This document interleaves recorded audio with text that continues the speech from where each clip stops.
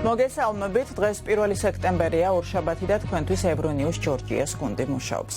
მიხეილ ყაველაშვილი ამერიკის შეერთებული შტატების პრეზიდენტს ღია წერილით მიმართავს. მასში ნათქვამია, რომ დონალდ ტრამპის ადმინისტრაცია საქართველოს მიმართ სათანადო ყურადღებას არ გამოხატავს, რაც მიხეილ ყაველაშვილის შეფასებით ქართული საზოგადოების გაკვირვებას იწვევს. საქართველოს პრეზიდენტი დონალდ ტრამპს იმასაც წერს, რომ იმ საკითხებზე, რომელზეც ამერიკის პრეზიდენტის ადმინისტრაცია დღეს ამახვილებს ყურადღებას, საქართველოს მმართველი გუნდი წლებით ადრე საუბრობდა. იდენტური მსოფლმხედველობის მიუხედავად, რამდენად გასაკვირიც არ უნდა იყოს, საქართველოს მიმართ სამწუხაროდ თქვენი ადმინისტრაციის ნაცვლად კვლავაც აქტიურობს Deep State, რომელიც USAID-ის, NED-ის და სხვა მსგავსი ორგანიზაციების ხაზით დამკვიდრებული ტრადიციული უხეში მეთოდების გამოყენებით საქართველოში კვლავაც დესტაბილიზაციის შემოტანას და მშვიდობის დარღვევას ცდილობს.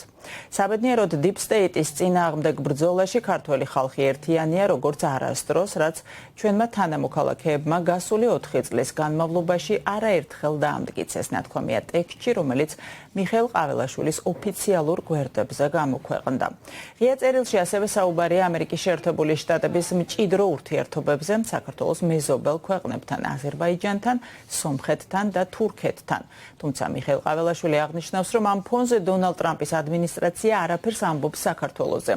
ამბობენ, რომ გასული რამდენიმე თვის მანძილზე თქვენ შეცვალეთ ნახევარი მსოფლიო, თუმცა ბუნებრივია მოვლენებს ყველა თავისი გადმოსახედიდან უყურებს და იმის გათვალისწინებით, რომ ჩვენი ქვეყნის მიმართ თქვენი ადმინისტრაცია ლოგიკურ ყურადღებას არ იჩენს, ქართველ ხალხში თქვენი პასიურობა აჩენს იჭვს და კითხვებს იმასთან დაკავშირებით, თუ რამდენად თავისუფალი და გულწრფელია თქვენი ადმინისტრაციის ქმედებები რეგიონში მშვიდობის განმტკიცების თვალსაზრისით, წერს საქართველოს პრეზიდენტი ამერიკის შეერთებული შტატების პრეზიდენტს.